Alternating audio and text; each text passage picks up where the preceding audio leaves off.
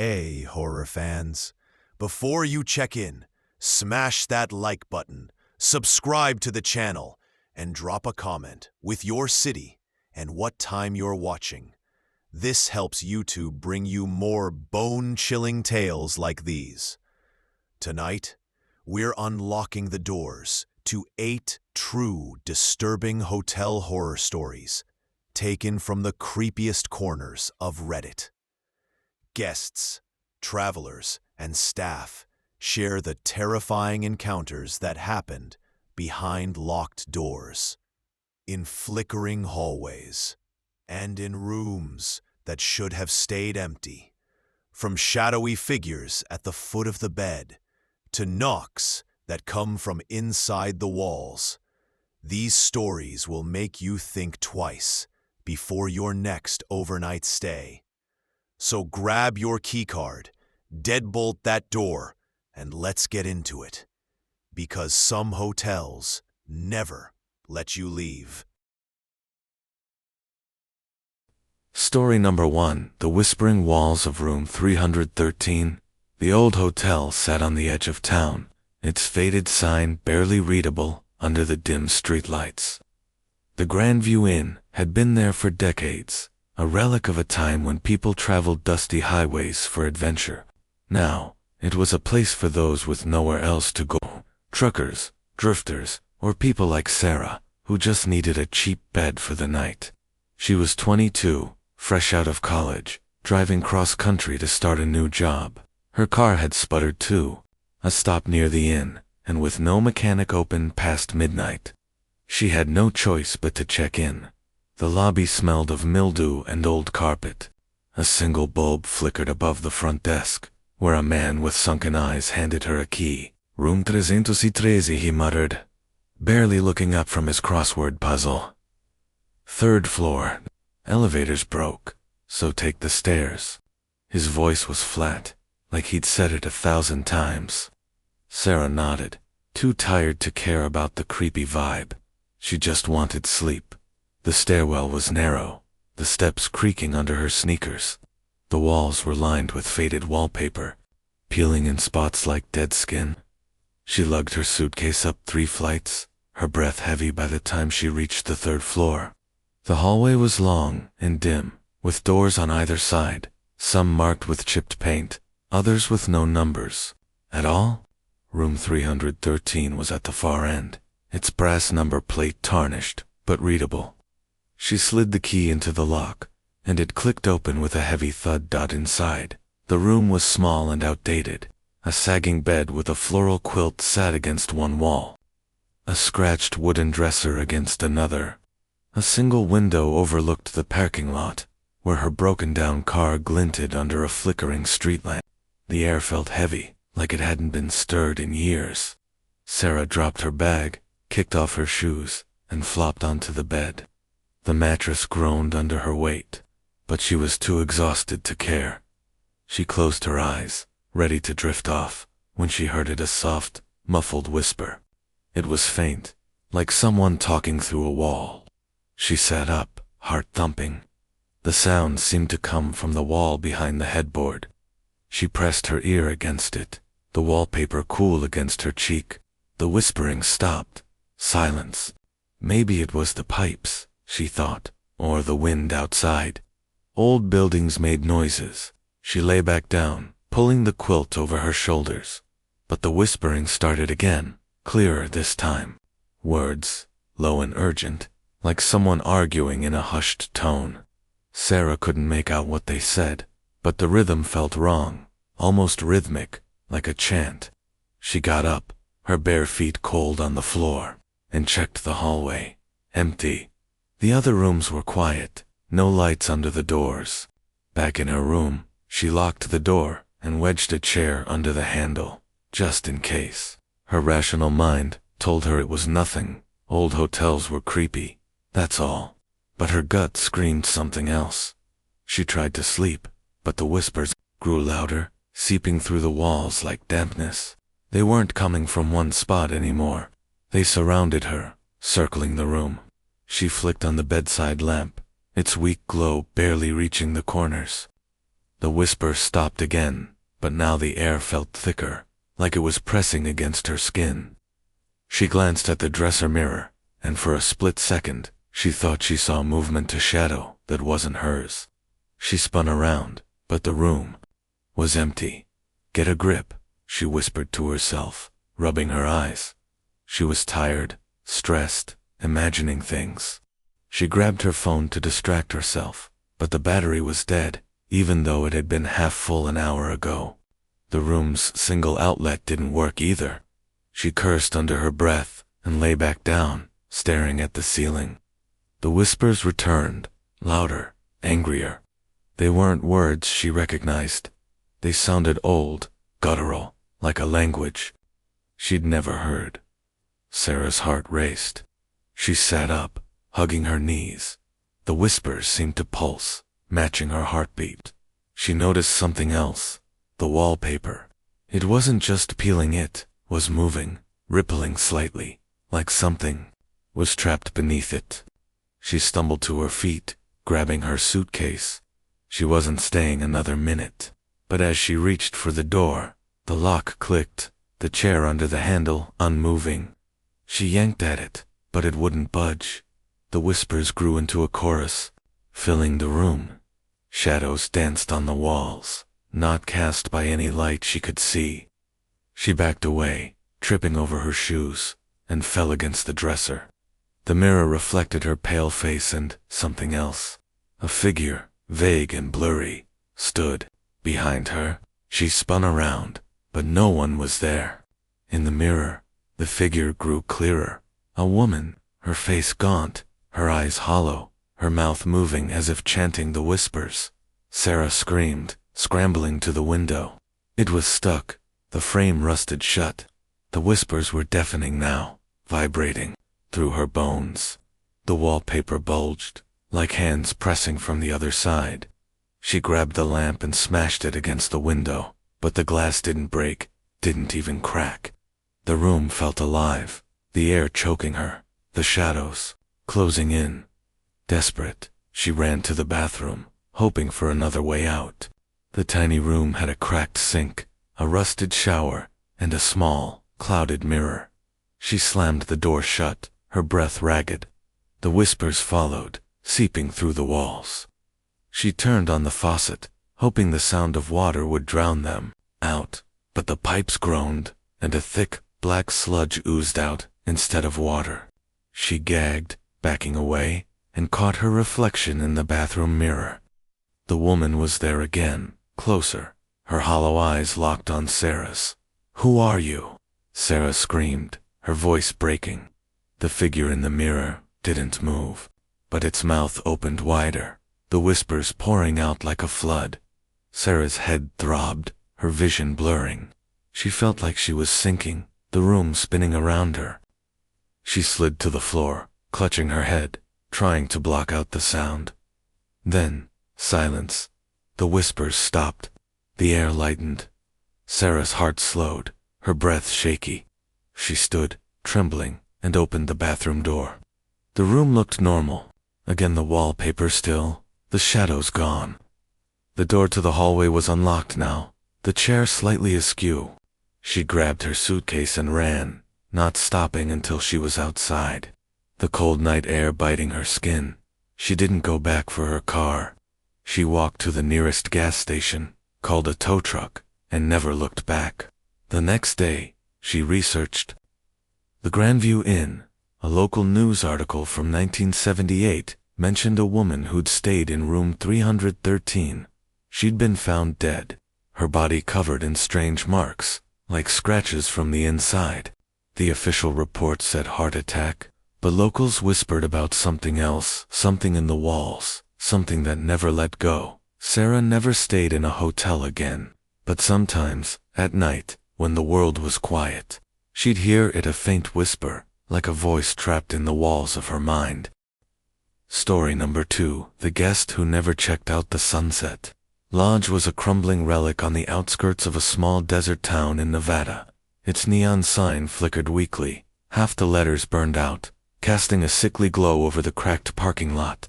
Most travelers sped past, heading for the bright casinos of Vegas, but for those low on cash or stranded by bad luck, the lodge was a last resort.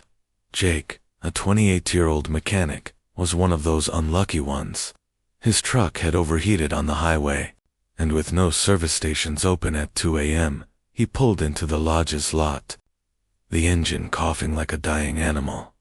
The lobby was a time capsule of faded glory gold wallpaper peeling at the edges, a chandelier missing half its crystals, and a musty smell that clung to everything. Behind the counter sat an old woman, her hair a nest of gray curls, her eyes sharp despite her wrinkled face.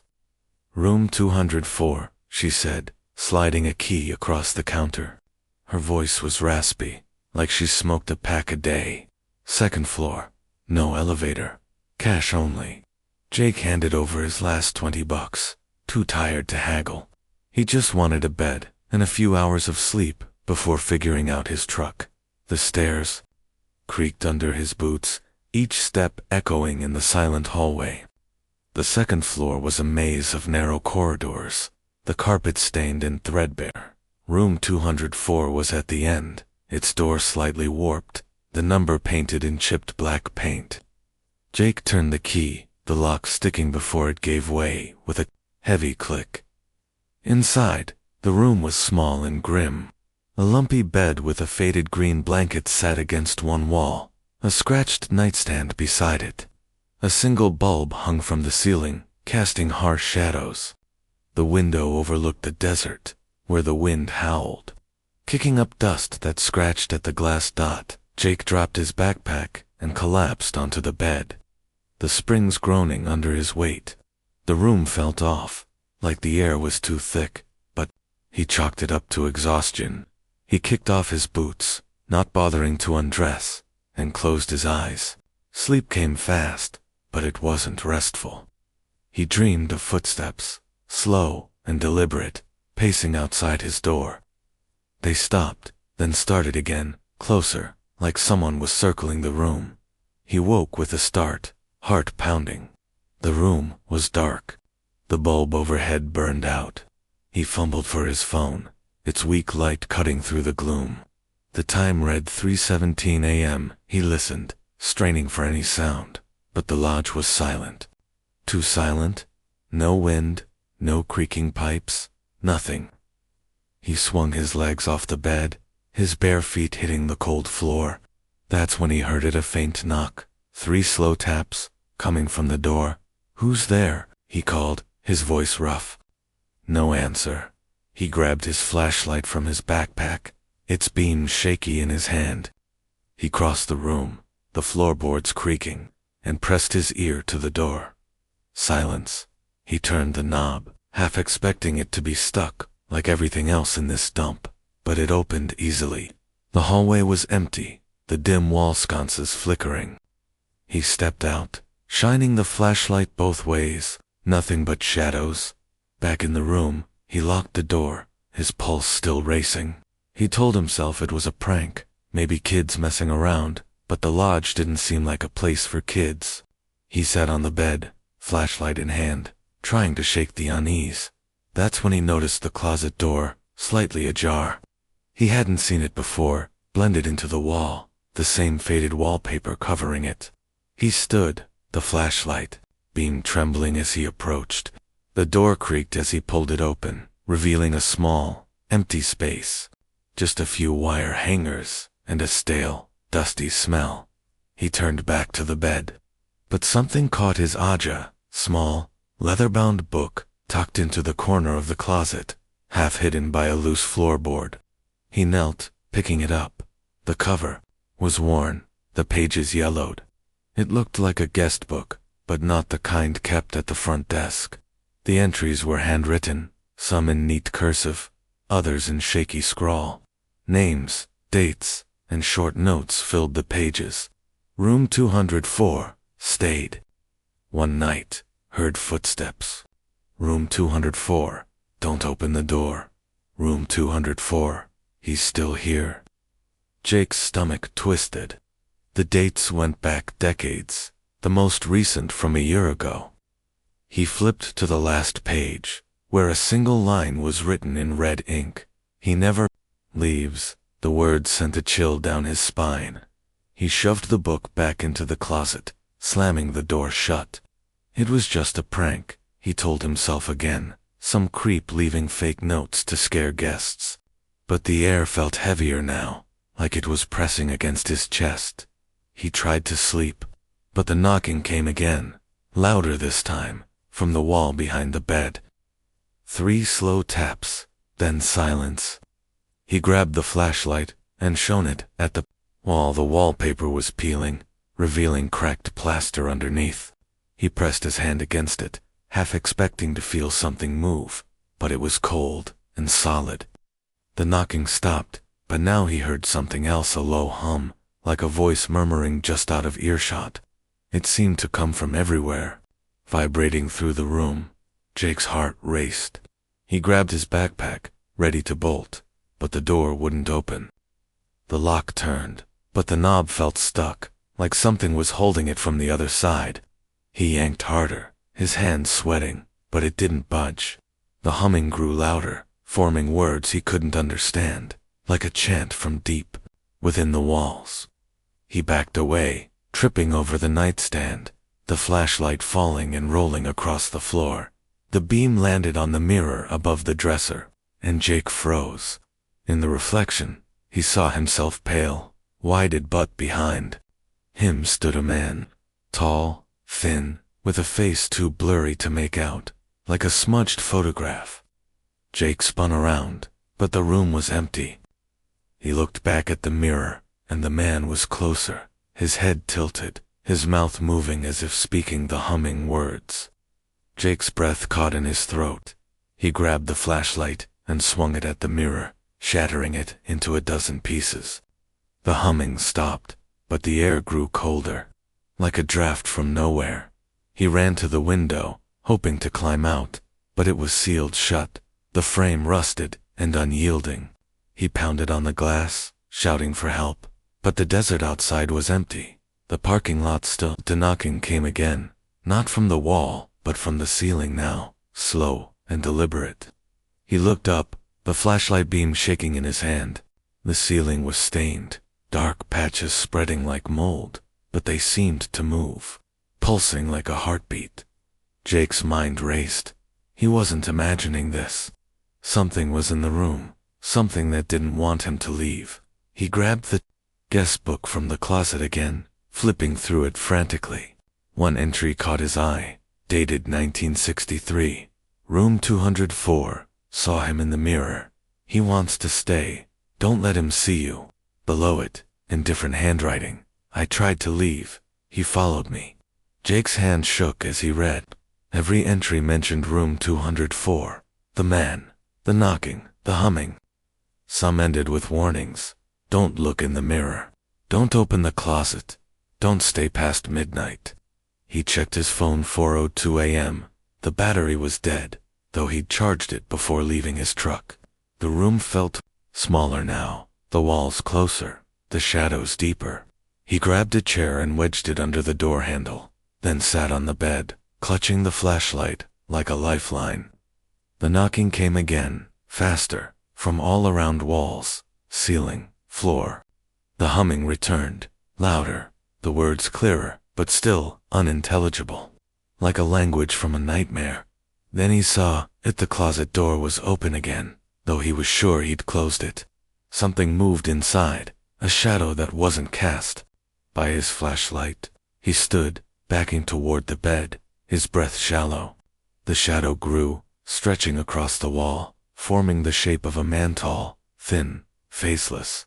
It didn't move like a person. It glided, its edges flickering like static on an old TV. Jake's voice caught in his throat as he tried to scream. The shadow raised a hand, pointing at him, and the room went cold, so cold his breath fogged in the air. He bolted for the door, yanking the chair away and twisting the knob. This time, it opened, and he stumbled into the hallway, the flashlight beam bouncing wildly. He ran for the stairs, not looking back, but the humming followed, echoing in his ears. The hallway seemed longer now, the doors on either side blurring as he passed. He reached the stairs, taking them two at a time, his boots slipping on the worn steps. In the lobby, the old woman was gone, the desk empty. The front door was locked, the glass reinforced with wire mesh. Jake pounded on it, shouting, but no one came. He turned, expecting to see the shadow behind him, but the lobby was empty. The humming stopped, replaced by a low, guttural laugh that seemed to come from the walls themselves.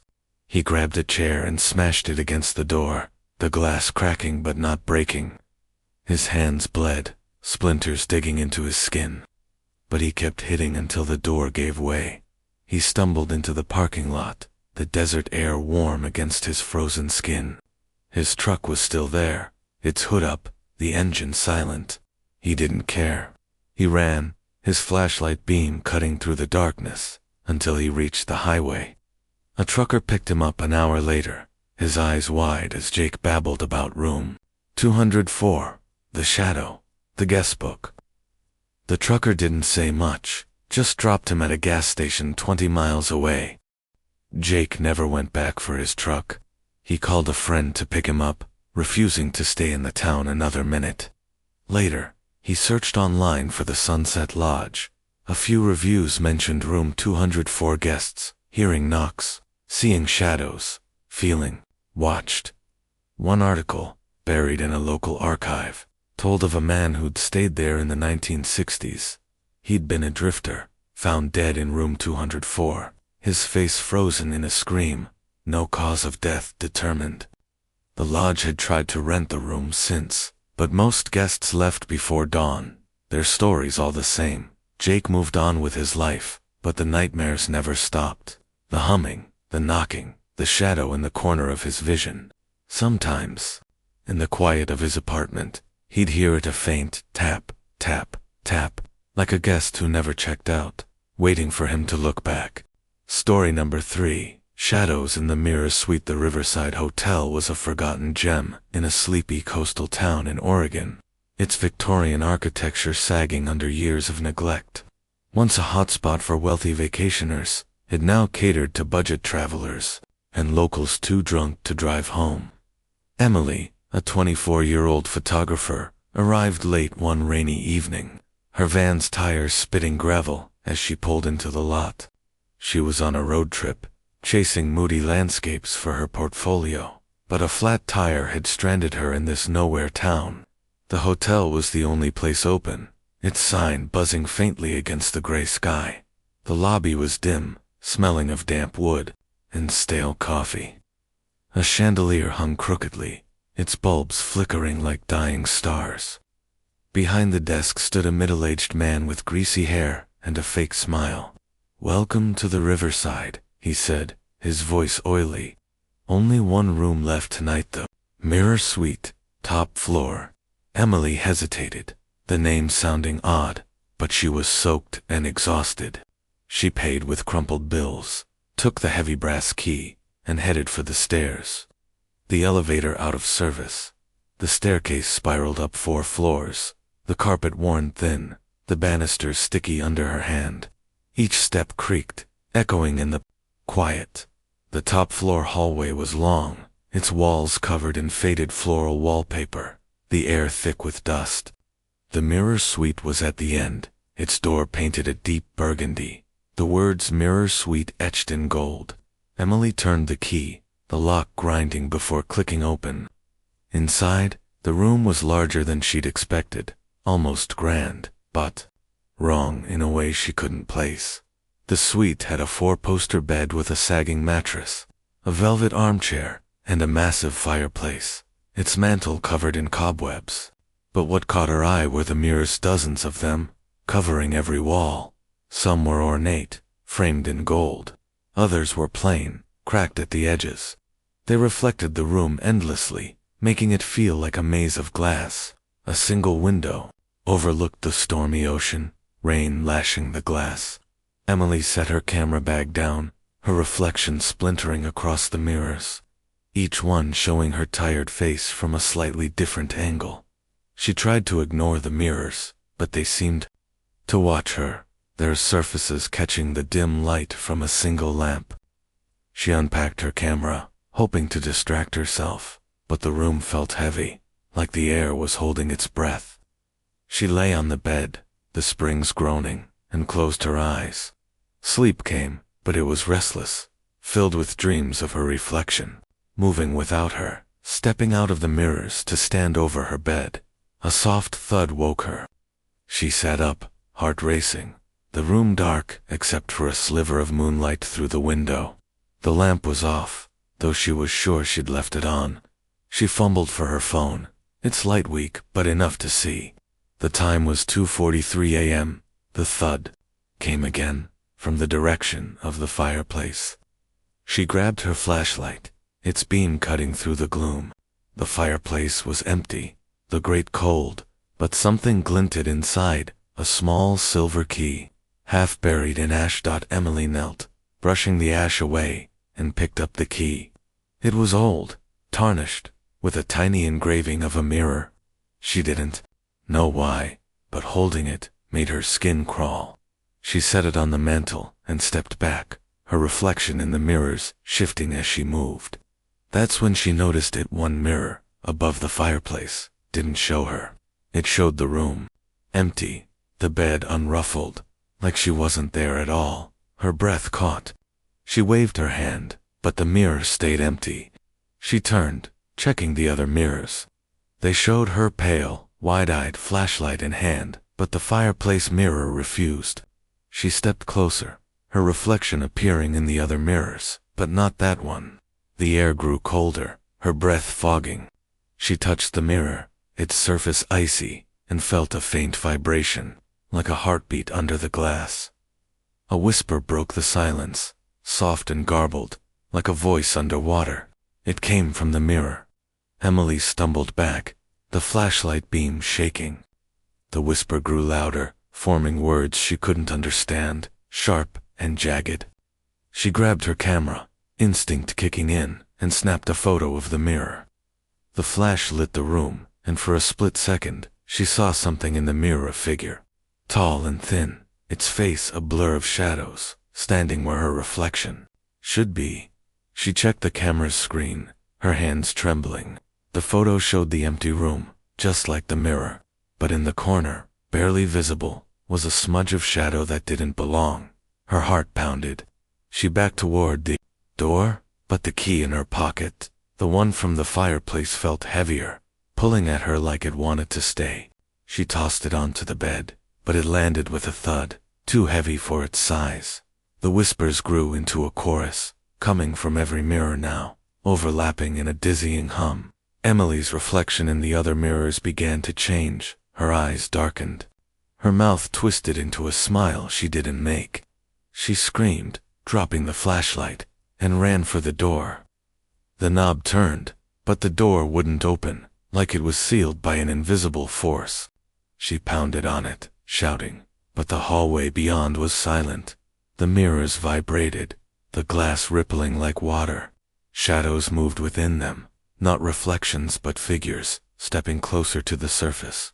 Emily grabbed the armchair and smashed it against the nearest mirror, shattering it. Glass rained down, but the whispers didn't stop. They grew louder, angrier. The shadows in the other mirrors pressed against the glass, their forms clearer now, thin, faceless, their hands reaching out. She ran to the window, yanking at the sash, but it was stuck, the frame swollen with damp.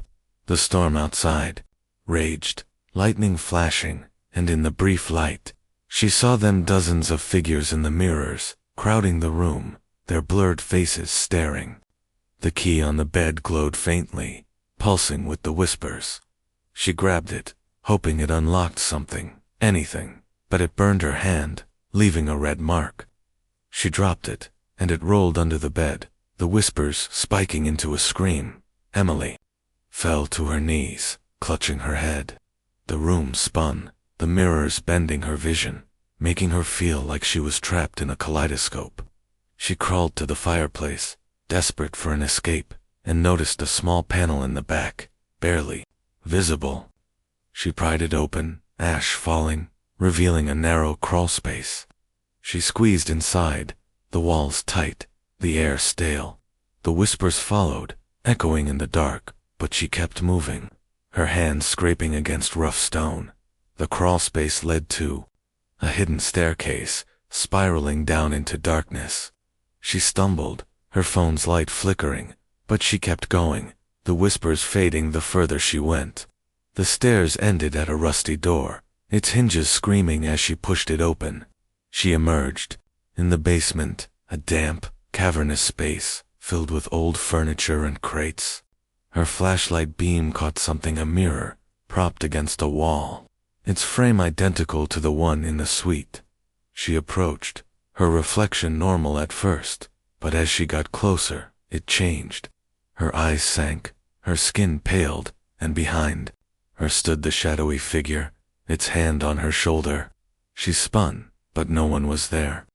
The mirror showed the figure clearer, now a woman, her face decayed, her mouth moving with the whispers. Emily backed away, tripping over a crate, and the mirror fell, shattering across the floor. The whispers stopped. The air lightened. Emily's heart slowed, her breath ragged.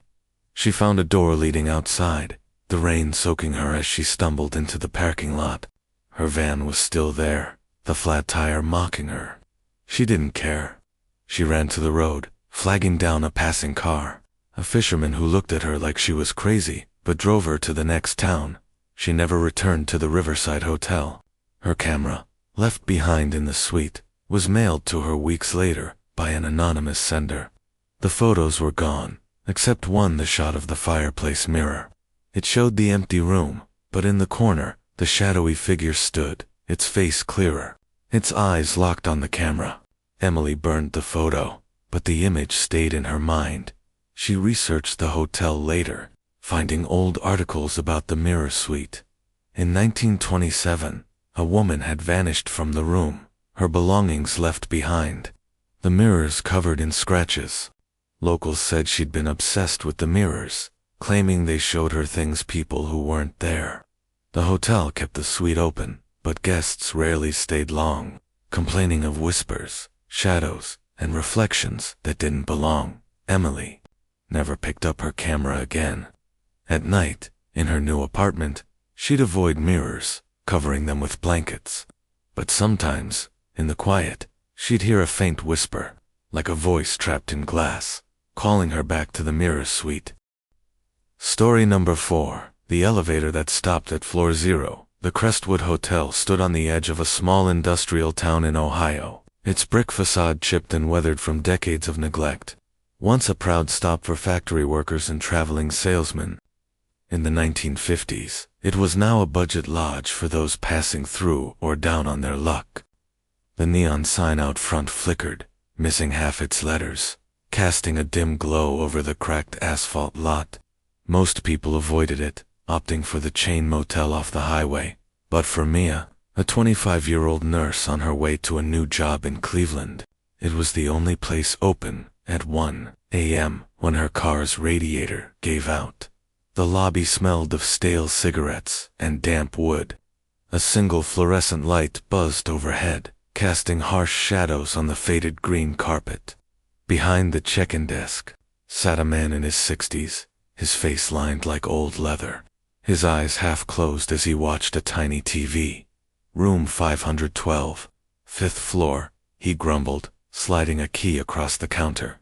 Elevators to the left, stairs are out of order. His voice was flat, like he was reading a script. Mia, exhausted from a 10-hour drive, nodded and handed over her cash. She didn't care about the grimy counter or the faint mildew smell. She just needed sleep.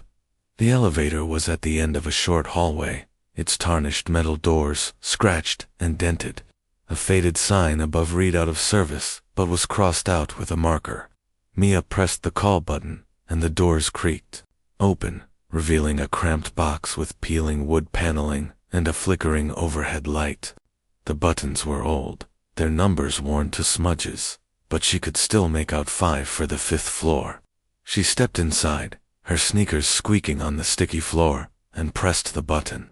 The doors rattled shut, and the elevator lurched upward with a groan. The air inside was heavy, like it hadn't been aired out in years. Mia leaned against the wall, her duffel bag slung over her shoulder, watching the floor numbers light up 2, 3, 4. Then, with a sudden jolt, the elevator stopped. The lights flickered, and the number panel went dark. Her stomach dropped. She pressed the 5 button again, then the open door button, but nothing happened. The air grew colder, her breath visible in the dim light. She banged on the doors shouting, "Hello? Anyone there?" Her voice echoed, but no one answered. Then, the elevator moved again, not up, but down. The panel stayed dark, but she felt the descent, slow and unsteady, like the cables were straining. Her heart raced. She pressed every button, but the elevator kept going, past the lobby, past the basement. The numbers didn't light up, but she swore she saw a faint 0 flicker on the panel, a button she hadn't noticed before. The elevator stopped with a heavy thud, and the doors slid open. Beyond the doors was not a hallway, but a concrete corridor, its walls stained with watermarks and streaked with rust. The air smelled of wet earth and something sharp, like metal or blood. A single bulb hung from the ceiling, swinging slightly, casting long shadows that seemed to shift on their own. Mia's breath caught in her throat. This wasn't the basement she'd seen basements, and they didn't look like this. The corridor stretched into darkness, the walls lined with pipes that hissed and groaned. She stepped back, pressing herself against the elevator's back wall, and jabbed the closed door button. Nothing. The door stayed open, the light outside flickering. Her phone had no signal, the screen dimming despite a full battery. She called out again, her voice shaking. "Hello, is anyone there?" The only answer was a low hum, like a machine deep in the walls, vibrating through her bones. Then she heard a faint shuffle, like footsteps dragging on concrete. It came from the corridor, just beyond the light's reach. Mia froze, her pulse pounding in her ears. The shuffle grew louder, closer, and with it came a whisper, soft and garbled, like someone speaking through static. She couldn't make out words, but the tone was urgent, almost pleading. She grabbed her duffel bag, ready to bolt back into the elevator, but the doors began to close, slowly, too slowly. She lunged forward, trying to keep them open, but they snapped shut, locking her in the corridor. Panic surged through her. She banged on the doors, her fists stinging, but they didn't budge. The shuffling stopped, replaced by a heavy silence. She turned, her flashlight app barely cutting through the gloom. The corridor seemed longer now, the shadows deeper. She took a step, her sneakers crunching on loose gravel. The whisper came again, clearer, from behind her. "Don't look back," it said, the voice low and raspy, like it hadn't been used in years. Mia's heart stopped. She spun around, her light shaking in her hand. Nothing, just the empty corridor, the bulb still swinging. But the air felt wrong, like it was pressing against her, heavy with something she couldn't name. She backed away, toward the darkness, her instincts screaming to run but her legs frozen. The whisper came again, closer, from the walls now. "Don't look back." She turned, shining her light, and saw something, a shadow, tall and thin, at the edge of the light. It wasn't human, not quite. Its edges flickered, like it was made of smoke. She ran, her bag bouncing against her hip, the corridor stretching, endlessly. The whispers followed, growing into a chorus, overlapping, filling her head. The walls seemed to pulse, the pipes groaning louder, like they were alive. She stumbled, her foot catching on a crack, and fell, her phone skidding across the floor. The light went out, plunging her into darkness. She scrambled for it, her hands shaking, and when she turned it back on, the shadow was closer, its form clearer, a man, or something like one, with no face, just a dark void where eyes should be. Mia screamed, crawling backward, her back hitting a wall. The shadow didn't move, but the whispers grew louder, chanting in a language she didn't know, sharp and guttural. She felt the wall behind her cold, damp, and vibrating, like It was breathing. She stood, her legs wobbly, and ran again, the corridor twisting, turning, until she saw a door rusted, half open, light spilling from inside. She didn't think, just pushed through, slamming it shut behind her. The room was small, concrete, with no windows. A single chair sat in the center, rusted and bolted to the floor. On the wall was a panel, like an elevator control. But the buttons were wrong numbers, that didn't make sense, symbols she didn't recognize. The whispers stopped, but the silence was worse, heavy and suffocating. She pressed the buttons, any of them, praying for the elevator to come back. Nothing happened. Her flashlight flickered, the battery draining fast. Then she saw a mirror, cracked and dusty, leaning against the far wall. Her reflection stared back, pale and terrified. But something was off. Her reflection's eyes were wrong, too dark, too still. She stepped closer, unable to look away, and the reflection smiled a slow, unnatural grin she didn't make. The whispers started again, coming from the mirror now, loud and angry. Her reflection moved, raising a hand, though Mia's arms were at her sides. She backed away, tripping over the chair, and the mirror's reflection changed. It wasn't her anymore. It was the shadow man, his faceless head tilted, his hand reaching out. The glass rippled, like water, and the hand pushed through, long and thin, fingers like claws. Mia screamed, grabbing the chair and swinging it at the mirror. It shattered, glass exploding across the floor, and the whispers stopped. The air lightened, the room still. She ran to the panel, pressing every button, and this time, she heard a distant groan, the elevator. The door behind her creaked open, revealing the familiar metal box. She stumbled inside, the doors closing, and pressed 5 over and over. The elevator lurched upward, the numbers lighting up 1, 2, 3, 4, 5. It stopped, and the doors opened, to the 5th floor, the hallway dim but normal. The carpet worn but familiar. Mia ran to room 512, her hands shaking as she unlocked the door. Inside, the room was small, with a sagging bed and a single window overlooking the parking lot. She locked the door, wedged a chair under the handle, and sat on the bed, her duffel bag clutched to her chest. Her phone was dead, though it had been fine before the elevator. She didn't sleep, just sat there, listening for the whispers, the shuffle, the shadow. At dawn, she grabbed her bag and ran downstairs, avoiding the elevator. The lobby was empty, the desk clerk gone. She didn't wait for him. She ran to her car, called a tow truck from a gas station down the road, and left the Crestwood behind. Later, she searched online for the hotel. A few reviews mentioned the elevator guests, saying it stopped at a floor that didn't exist, hearing whispers, seeing shadows. One article, from a local paper in 1972, told of a maintenance worker who'd gone missing in the hotel's sub-basement, a level not on any blueprints. His body was never found, but workers reported hearing footsteps, whispers, in the walls. Mia never stayed in a hotel again. She moved to Cleveland, started her job, but the nightmares stayed: dark corridors, faceless shadows, mirrors that lied. Sometimes, in her apartment, she'd hear a faint hum, like an elevator moving, and feel a chill, like something was watching, waiting for her to step back into floor 0. Story number 5. The maid's last shift. The Desert Rose Motel squatted on the outskirts of a dusty Texas town. Its pink stucco walls faded to a sickly peach under the relentless sun. The neon sign out front flickered, spelling out vacancy in buzzing red letters, though the lot was nearly empty, save for a few rusted pickups and a semi-truck. Once a lively stop for truckers and tourists in the 1970s.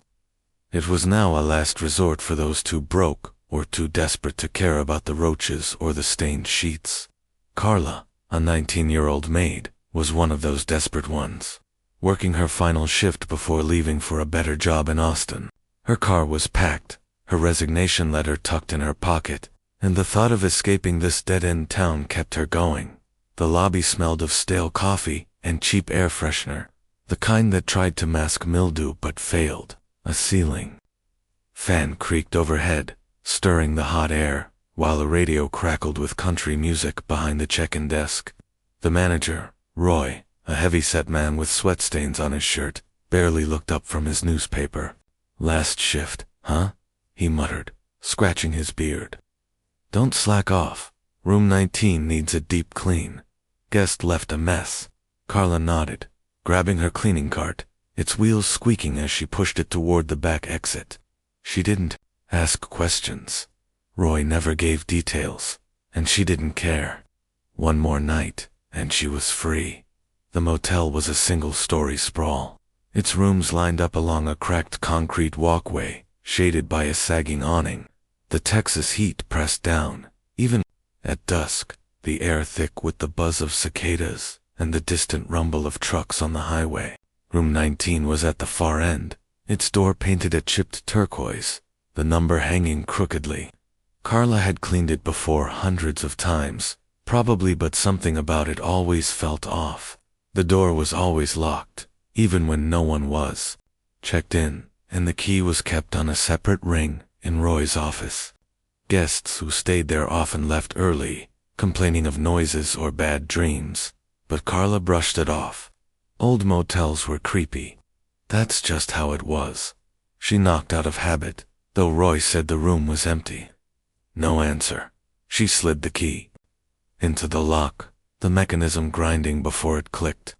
The door swung open, releasing a puff of cold air that made her shiver despite the heat outside. The room was dark, the curtains drawn tight, and the air smelled wrong, not just mildew, but something sharp, like bleach mixed with rust. She flicked on the light, a single bulb that buzzed and flickered, casting harsh shadows across the room. The room was small and grim, a sagging double bed with a faded floral bedspread, a scratched nightstand with a broken lamp, and a dresser, missing one drawer. The carpet was stained, the kind of stains you didn't look at too closely. A small bathroom sat at the back, its door half open, revealing a cracked sink and a shower with a rusted curtain rod. Carla's cart squeaked as she pushed it inside, her sneakers sticking to the floor.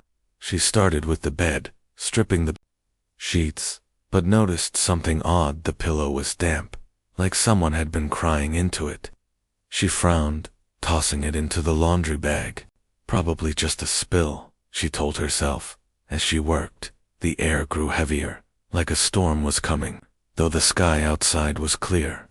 She vacuumed the carpet, the old machine wheezing, and wiped down the dresser, her cloth snagging on splinters.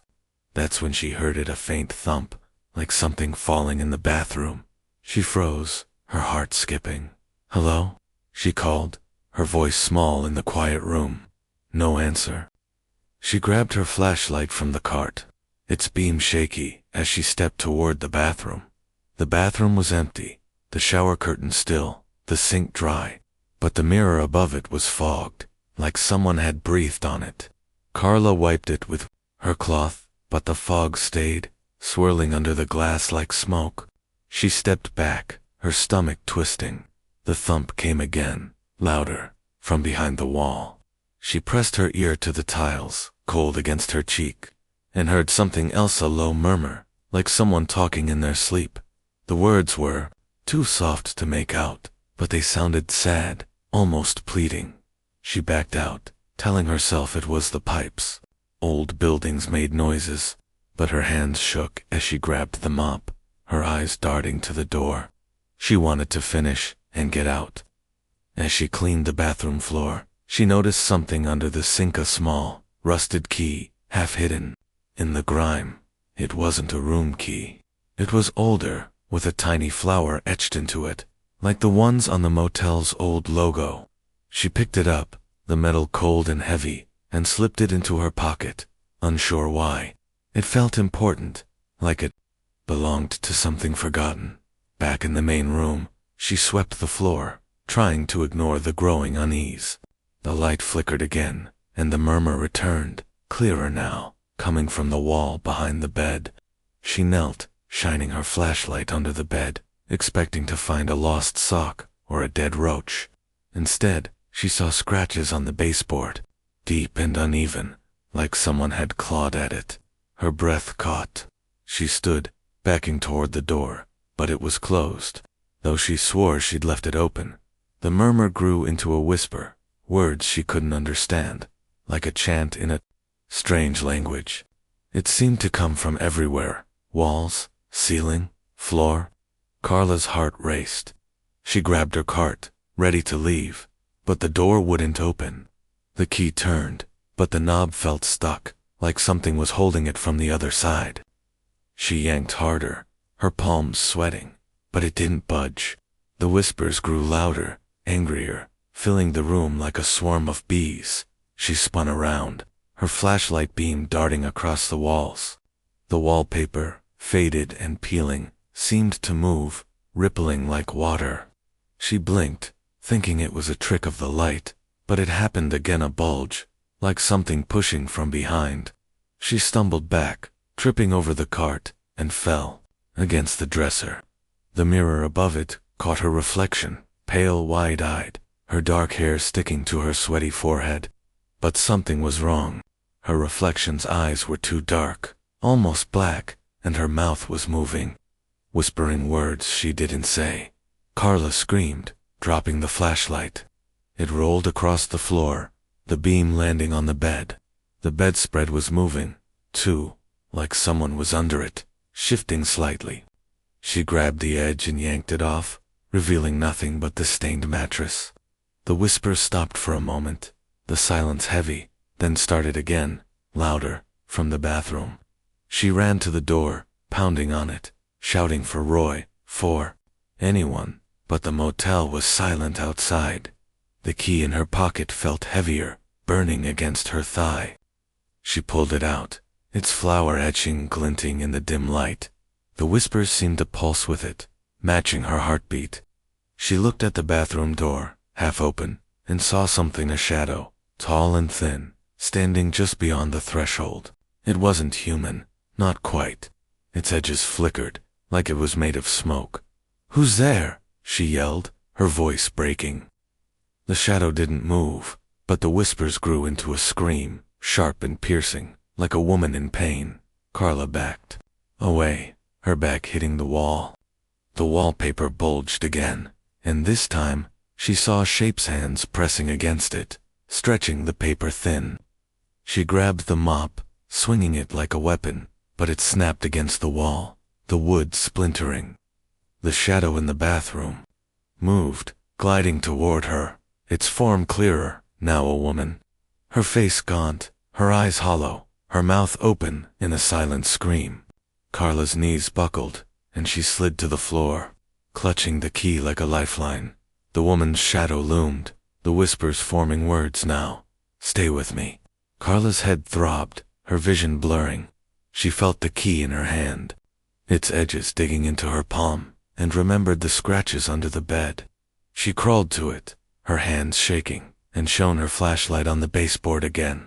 The scratches weren't random, they formed a word, help. Below it was a small panel, barely visible, like a trapdoor. She pried it open, her nails tearing, and found a crawl space, just big enough to squeeze through. She crawled inside, the air stale and cold, the walls rough against her skin. The whispers followed, echoing in the tight space, but she kept moving, her flashlight flickering. The crawl space led to a small room, concrete and damp, with a single bulb swinging from the ceiling. In the center was a metal box, rusted and padlocked, the lock matching the flower key. Her hands shook as she inserted it, the lock clicking open. Inside was a bundle of papers, letters, yellowed and brittle, and a photo of a young woman in a maid's uniform, her face pale, her eyes wide with fear. The whispers stopped. The air grew still. Carla read the top letter, dated 1983. It was from a maid named Ellen, writing to her sister, begging her to come get her. "Room 19 is cursed," it said. "I hear her at night, crying, scratching." She won't let me leave. The photo was of Ellen, her face matching the shadow woman's. Carla's stomach twisted. She flipped through more letters, each one more desperate, describing a guest who'd died in room 19, a woman who'd been locked inside, her cries ignored. Ellen had found her, too late, and something in the room had claimed her, too. The bulb flickered, and the whispers returned, louder, from the crawlspace. Carla stuffed the letters into her pocket and ran, the flashlight beam bouncing.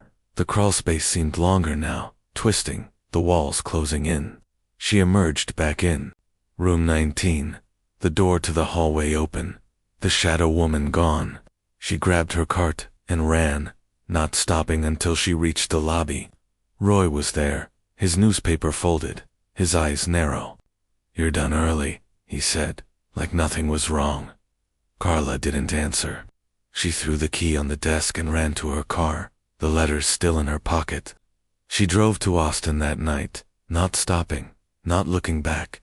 The motel faded in her rearview mirror, its neon sign flickering out.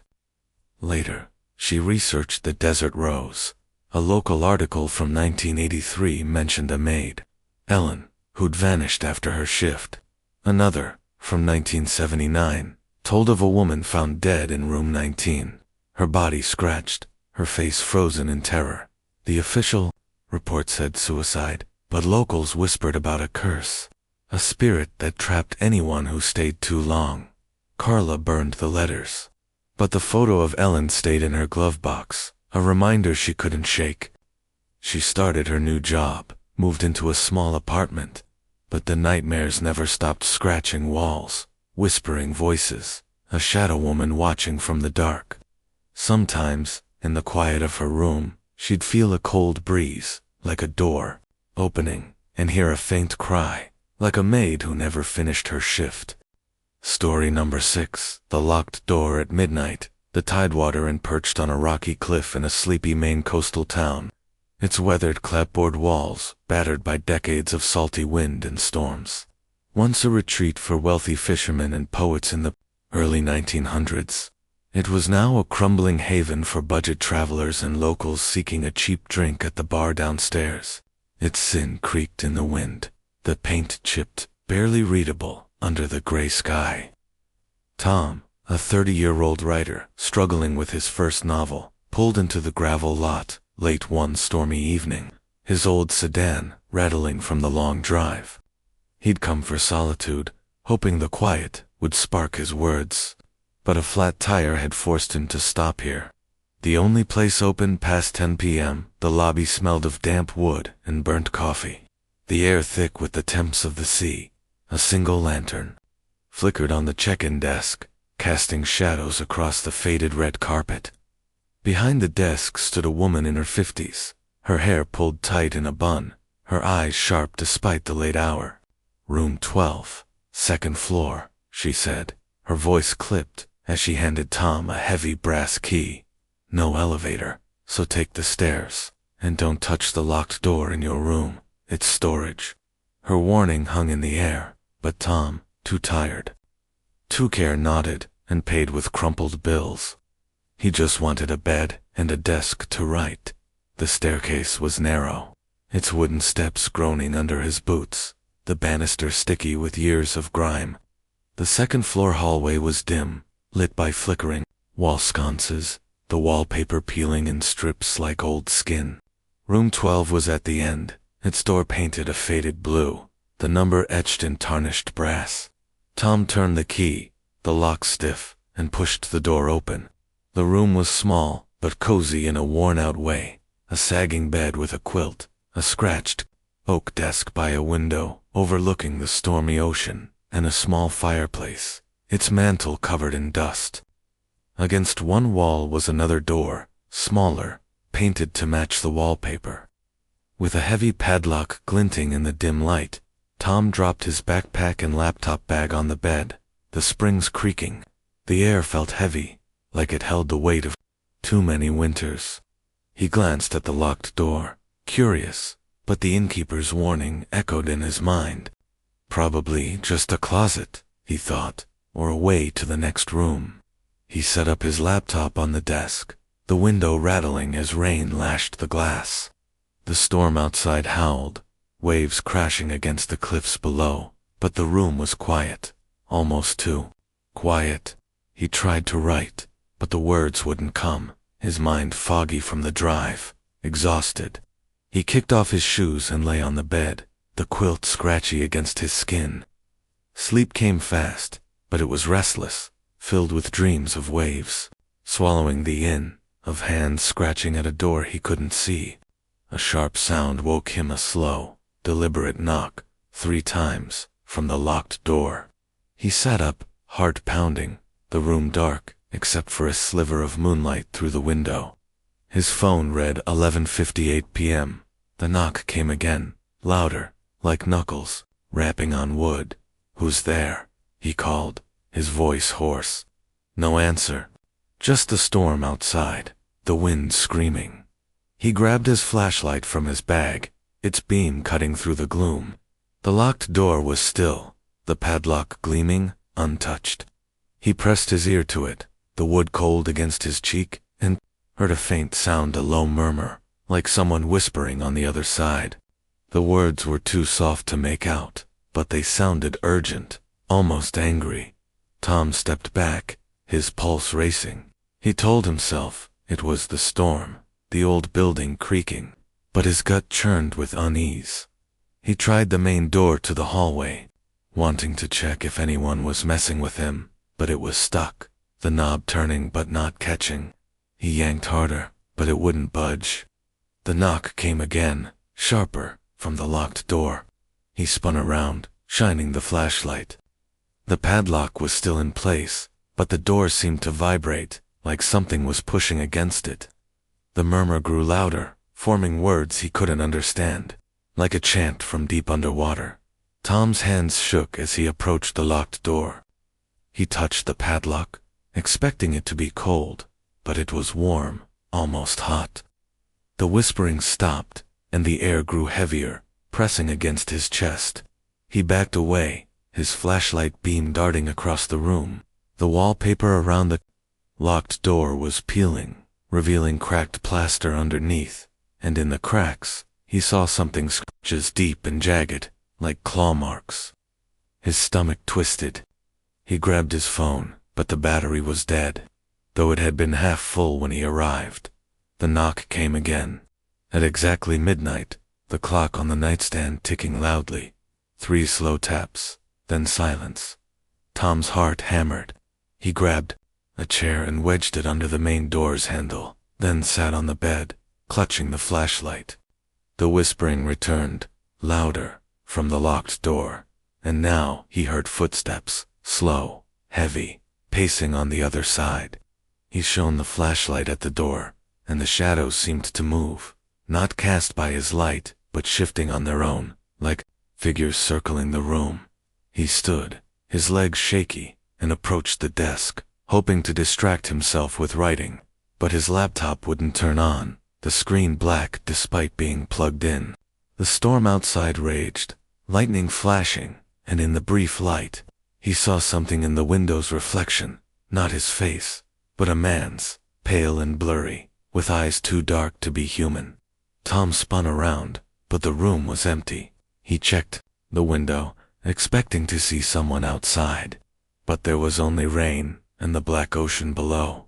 The knocking grew faster, more insistent, and the whispers turned into a low wail, like a woman crying. Tom's breath hitched. He grabbed his backpack, ready to leave, but the main door still wouldn't open. He pounded on it, shouting for the innkeeper, but the hallway was silent.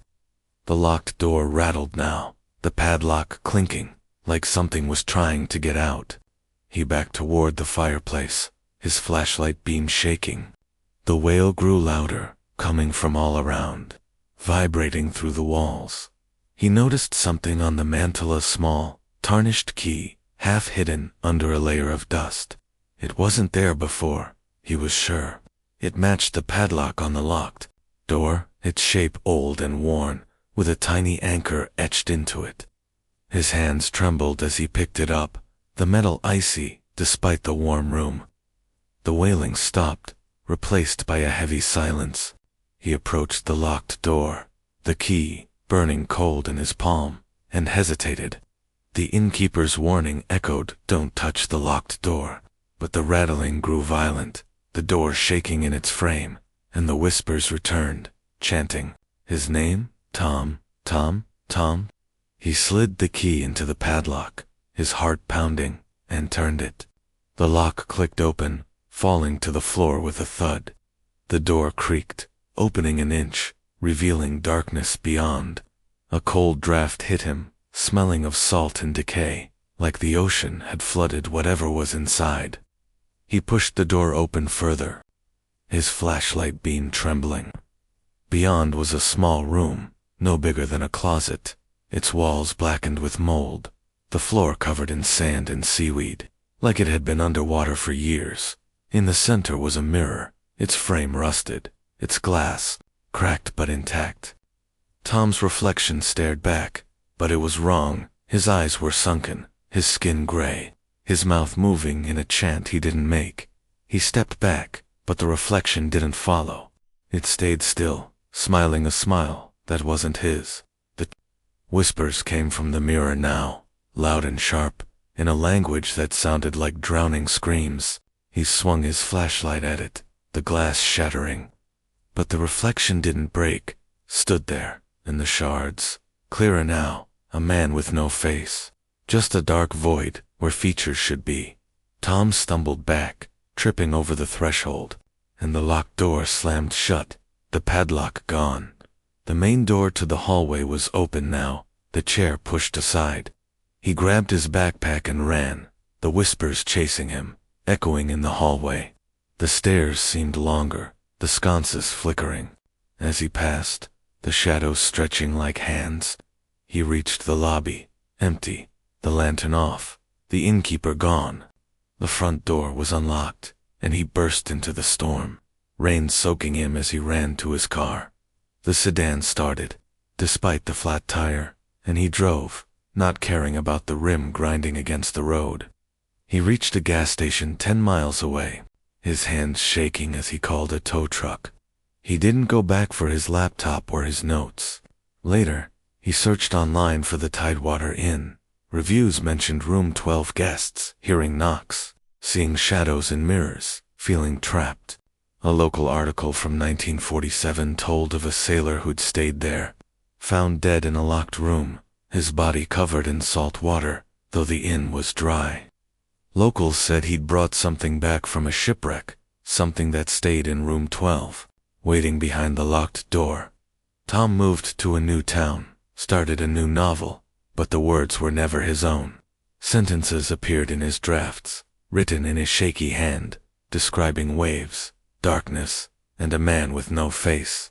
At night, in his apartment, he'd hear it a faint knock, 3 times, like a door he couldn't see, opening at midnight.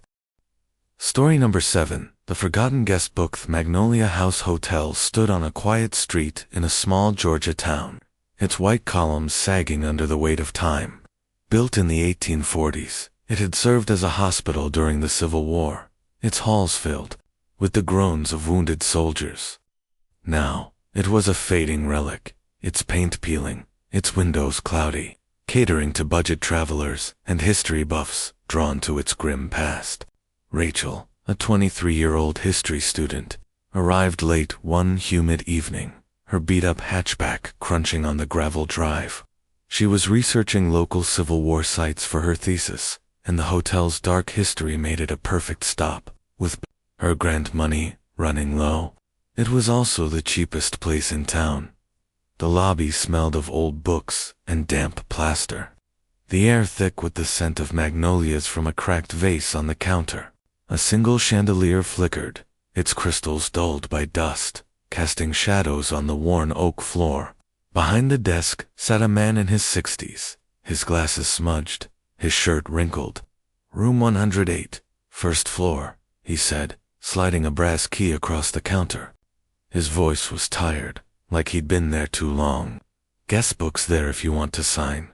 Most folks don't." He gestured to a leather-bound book on a side table, its pages yellowed, its cover cracked. Rachel, curious, nodded and paid, with her last few bills. She'd sign later. She just wanted to drop her bags and start her research. The hallway to room 108 was narrow, the floorboards creaking under her sneakers, the walls lined with faded portraits of stern-faced men and women. The air was heavy, like it held the weight of too many years. Room 108 was at the end, its door painted a chipped green, the number etched in tarnished brass. Rachel turned the key, the lock stiff, and pushed the door open. The room was small, but oddly grand. A four-poster bed with a frayed canopy, a scratched writing desk by a window overlooking a mossy courtyard, and a small fireplace, its hearth cold and filled with ash. A mirror hung above the desk, its frame ornate but tarnished, the glass speckled with age. Rachel dropped her backpack and notebook, the bed creaking as she sat. The humidity clung to her skin, making the room feel smaller. She unpacked her laptop, hoping to jot down notes about the hotel's history, but her eyes kept drifting to the mirror. It felt wrong, like it was watching her, its surface catching the dim light from a single lamp.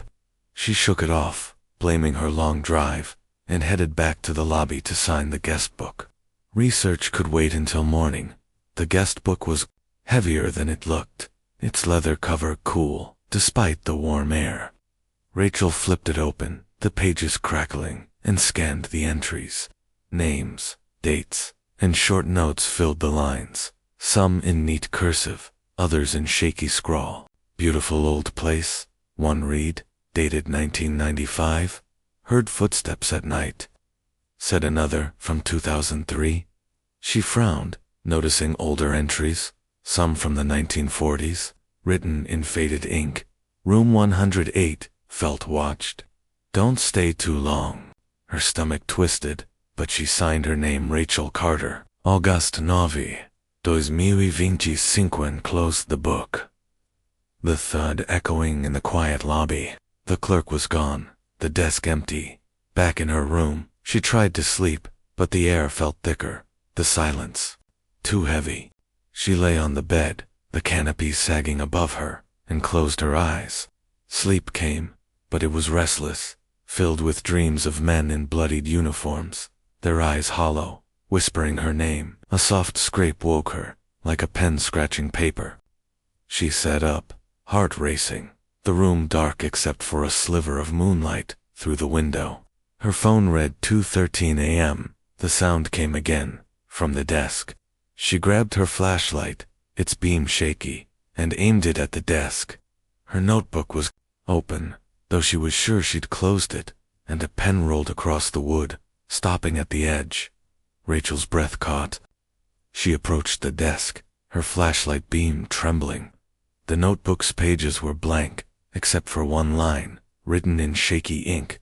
Rachel, leave. It wasn't her handwriting. She backed away, her pulse pounding, and checked the door. It was locked, the key still in her pocket. The scrape came again, louder, from the guest book, which she hadn't brought to her room. She spun around, her flashlight sweeping the space, but the room was empty. The mirror caught her reflection pale, widened, but something was off. Her reflection's eyes were too dark, almost black, and her mouth moved slightly, though she was still. She ran to the door, yanking at the knob, but it wouldn't budge, like something was holding it shut. The scraping grew frantic, like nails on wood, coming from the walls now. She turned, her flashlight beam darting across the room. The guest book was on the desk, open, though she swore it was still in the lobby. Her name was there, written again and again, in different hands, some in red ink that looked too fresh. Below her name was a new entry, room 108, she's here. The words sent a chill down her spine. The air grew colder, her breath fogging. She grabbed the guest book, flipping through it, her hands shaking. Older entries mentioned room 108 guests, hearing whispers, seeing shadows, feeling trapped. One dated 1863, was in smudged ink. The soldier won't leave. He writes my name. Rachel's heart raced. She slammed the book shut, but the scraping continued, now from the fireplace. She approached, her flashlight beam trembling, and saw ash stirring, like something was moving inside. She knelt, brushing the ash away, and found a small iron key, its handle shaped like a cross. Half buried in the soot, the key was cold, heavier than it should be. As she held it, the whispers started, soft and garbled, like voices through a wall. They came from the mirror, growing louder, forming words she couldn't understand, sharp and jagged. She looked up, and her reflection was gone. The mirror showed the room empty, the bed unruffled, like she wasn't there. In its place was a man, tall and thin, in a tattered soldier's uniform, his face gaunt, his eyes hollow, his mouth moving with the whispers. Rachel screamed, dropping the key. The whispers turned into a wail, echoing through the room. The walls seemed to pulse, the portraits in the hallway rattling. She grabbed the guestbook, hoping to throw it into the fireplace, but it wouldn't move, like it was glued to the desk. Her name appeared again, written in red, the ink dripping like blood. The soldier in the mirror stepped closer, his hand pressing against the glass, the surface rippling like water. She ran to the door, pounding on it, shouting for help, but the hallway was silent. The key on the floor glowed faintly, pulsing with the wail. She grabbed it, hoping it unlocked something, anything, but it burned her hand, leaving a red mark. She dropped it, and the mirror's surface bulged, the soldier's hand pushing through, long and bony, reaching for her. She grabbed the desk chair and swung it at the mirror, shattering it. Glass rained down, but the whispers didn't stop. They grew louder, angrier, coming from the walls now. The guestbook fell open, pages flipping on their own, revealing names, dates. "Please, help me. He's in the room. Don't sign the book." Rachel's name was everywhere, written, in different hands, some crossed out, some circled in red. She backed toward the fireplace, desperate for an escape, and noticed a small panel in the hearth, barely visible. She pried it open, ash falling, revealing a narrow crawl space. She squeezed inside, the walls tight, the air stale, the whispers following but fading as she crawled. The crawl space led to a hidden room, damp and cold, with concrete walls and a single bulb flickering overhead. In the center was a wooden box, padlocked, the lock matching the cross-shaped key. Rachel's hands shook as she unlocked it, revealing a bundle of letters and a photograph of a soldier, his face matching the mirror's ghost. The letters, dated 1863, were from a nurse who'd worked in the hospital, describing a soldier who'd died in room 108, his name scratched into the walls, his spirit refusing to leave. "He writes in the book," one letter said. "He wants us to stay." The bulb flickered out, plunging the room into darkness. The whispers returned, loud and close, chanting her name. Rachel stuffed the letters into her pocket and ran, the crawlspace twisting, the walls closing in. She emerged back in room 108, the door to the hallway open, the guestbook gone. She grabbed her backpack and ran, the portraits in the hallway watching, their eyes following her. The lobby was empty, the chandelier off, the clerk nowhere in sight. She burst into the courtyard, the humid air warm against her frozen skin. Her car was still there, the keys in her pocket. She drove, not stopping until she reached the next town, her hand shaking on the wheel. Later, she researched the Magnolia House. An article from 1864 mentioned a soldier who'd died in the hospital. His body found with scratches on his arms, like he'd clawed himself. Guests since then reported seeing their names in the guest book, hearing whispers, feeling trapped. The hotel kept the book out, but most refused to sign. Rachel burned the letters, but the soldier's photo stayed in her mind, his hollow eyes, watching as she finished her thesis, moved to a new city. But the nightmares lingered, scraping pens, whispering voices, her name in red ink. Sometimes, in her apartment, she'd hear a faint scratch, like a pen on paper, and feel a chill, like a guest book waiting for her name. Story number 8. The cold spot in room 7. The Snowdrift Motel crouched along a lonely stretch of highway in rural Montana. Its cinder block walls battered by years of blizzards and neglect. Its faded sign flickered in the snowy night, the word Motel barely glowing through the frost. Once a stop for truckers and hunters in the 1960s, it was now a last resort for those stranded by storms or bad luck. Ethan, a 32-year-old trucker, pulled his rig into the icy lot just after midnight, the engine coughing as a blizzard roared outside. His heater had died 20 miles back, and with no service stations open in the storm, the motel was his only option for shelter. The lobby was a dim box of peeling linoleum and cigarette smoke, the air heavy with the smell of burnt coffee and wet boots. A single bulb buzzed overhead, casting shadows on the cracked counter. Behind it sat a woman in her 40s, her hair a mess of blonde curls, her eyes tired but sharp. "Room 7, first floor," she said, sliding a key across the counter. Her voice was flat, like she'd said it 100 times. "Cash only. Stay warm, it's a cold one tonight." Ethan handed over his last few bills, his fingers numb from the drive. He didn't care about the grime or the flickering light. He just needed a bed until the storm passed. The hallway to room 7 was short and narrow. The carpet stained, the walls covered in faded plaid wallpaper. The air was cold, colder than it should be, even for a Montana winter. Room 7 was at the end, its door a chipped gray, the number painted in flaking white. Ethan turned the key, the lock sticking before it clicked open. The room was small and grim, a lumpy bed with a thin green blanket, a scratched nightstand with a broken lamp, and a small window frosted over, the blizzard howling outside.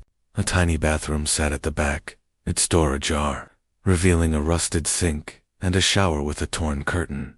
Ethan dropped his duffel bag, the bed creaking as he sat.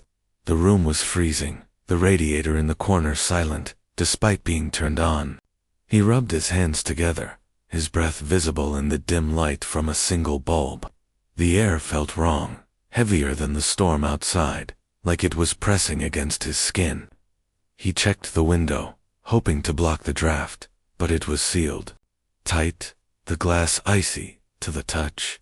A small patch of frost spread on the wall nearby, glinting in the light, and he swore it was colder there, like standing in front of an open freezer. He kicked off his boots, not bothering to undress, and lay on the bed, pulling the blanket over him. The springs groaned, the mattress hard as a board. Sleep came fast, but it was restless, filled with dreams of snow burying his truck, of voices whispering in the wind. A sharp chill woke him, like a hand grabbing his arm. He sat up, heart pounding, the room pitch black except for a faint glow from the window. His phone read 2:47 a.m., the battery half drained, though he hadn't used it. The cold was worse now, biting through his jacket, and the frost on the wall had spread, forming a jagged circle near the bed. Ethan grabbed his flashlight from his bag, its beam shaky, as he aimed it at the wall. The frost wasn't just frost, it moved, swirling like breath on a mirror, forming shapes that looked almost human. He blinked, thinking it was a trick of the light, but the shapes stayed. A hand, a face, eyes too wide to be real. His breath caught, fogging in the air. He stood, his boots hitting the icy floor, and felt at a cold spot, right where the frost was thickest, so cold it burned his skin through his socks. "Who's there?" he called, his voice rough. No answer, just the howl of the storm outside. Then he heard it, a whisper, soft and broken, like someone talking through chattering teeth. "Stay," it said, the word echoing from the cold spot. Ethan's pulse raced. He stepped back, his flashlight beam darting across the room. The whisper came again, louder, from the bathroom now. He approached, his boots crunching on frost that shouldn't be there, and pushed the door open. The bathroom was empty, the sink dry, but the mirror was frosted over, a single word scratched into it: stay. He backed out, his heart hammering. The cold spot followed, the air growing colder as he moved toward the bed. The frost spread, creeping up the walls, across the ceiling, forming more shapes, hands, faces, all watching him. He grabbed his duffel bag, ready to leave, but the door to the hallway wouldn't open. The key turned, but the knob was stuck, like it was frozen solid. He yanked harder, his hands slipping, but it didn't budge. The whispers grew, a chorus now, coming from the walls, the floor, the cold spot. Stay with us. Ethan's flashlight flickered, the beam dimming. He spun around, and the frost on the wall bulged, like something was pushing from behind. The shapes moved, clearer now: a woman, her face pale, her eyes hollow, her mouth open in a silent scream. Beside her were others, smaller, children maybe, their hands reaching out. The cold spot pulsed, the air so cold it hurt to breathe. He stumbled to the window, hoping to break it, but the glass was frozen, unyielding. The blizzard outside a white blur. He noticed something on the nightstand: a small, rusted locket, half buried in dust. It wasn't there before, he was sure. He picked it up, the metal so cold it stung his fingers. Inside was a faded photo of a woman and two kids, their faces matching the shapes in the frost. The whispers grew louder, chanting stay in a voice that wasn't human. Ethan dropped the locket, and the cold spot surged, frost climbing his boots, numbing his legs. He grabbed a chair and swung it at the window, but the glass didn't crack, it vibrated like it was alive. The bathroom door slammed shut, then opened again, revealing the mirror. The frost was gone, but the reflection wasn't his. It was the woman from the locket, her face gaunt, her eyes black, her mouth moving with the whispers. Behind her stood the children, their hands pressed against the glass, their fingers leaving frost trails. Ethan's breath hitched. He swung the chair at the mirror, shattering it, but the whispers didn't stop. They grew louder, angrier, filling the room like a storm. He ran to the radiator, hoping to warm the room, but it was ice covered in frost. The cold spot moved, following him, the air so cold, his fingers went numb. He grabbed his flashlight, its beam nearly dead, and shone it at the bed. The blanket was moving, like someone was under it, shifting slightly. He yanked it off, revealing nothing but the mattress, but the frost had spread there too, forming words: you stay. His stomach twisted. He grabbed his duffel bag and pounded on the door again, shouting for the clerk, for anyone. But the motel was silent, except for the whispers. The locket on the nightstand glowed faintly, pulsing with the cold. Ethan grabbed it, hoping it was a clue, and noticed an inscription on the back: Room 7, 1974. The whispers turned into a wail, sharp and piercing, like a family crying. He felt the cold spot wrap around him, like icy hands pulling him down. He stumbled to the bathroom, desperate for an escape, and saw a small panel under the sink, barely visible. He pried it open, his nails tearing, revealing a crawl space, tight and dark, the air stale and freezing. He crawled inside, the walls slick with ice, the whispers echoing behind him. The crawl space led to a small room, concrete and damp, with a single bulb flickering overhead. In the center was a metal box, frosted over, locked with a padlock that matched the locket's shape. His hands shook as he opened it, revealing a bundle of papers, letters, yellowed and brittle, and a newspaper clipping from 1974. The clipping told of a family, a mother and two kids, found frozen in room 7 during a blizzard, their bodies huddled together, no cause of death clear. The letters were from the mother, pleading for help, saying the room wouldn't let them leave, the cold trapping them. The bulb flickered out, and the whispers surged, chanting his name: Ethan, stay. He stuffed the clipping into his pocket and ran, the crawl space twisting, the walls closing in. He emerged back in room 7, the door to the hallway open, the frost gone. He grabbed his bag and ran. The motel silent except for the storm outside. The lobby was empty. The clerk gone. The bulb off. He burst into the parking lot, the blizzard biting his skin, and climbed into his truck. The engine started, barely. And he drove, the cold following him. Frosting the windshield, he reached a gas station 15 miles away, his hands shaking as he called a friend for help. He didn't go back for his rig. Later he searched online for the Snowdrift Motel. Reviews mentioned room 7 guests, feeling frozen, hearing voices, seeing frost that moved. An old article confirmed the 1974 story. The family had been stranded, their heater broken, but locals whispered about a curse, a cold that claimed anyone who stayed too long. Ethan moved on, found a new route, but the nightmare steady. Hands, whispering voices, a cold spot in his truck's cab. Sometimes, at night, he'd feel it a chill, like frost spreading, and hear a faint stay, like a family waiting for him in room 7.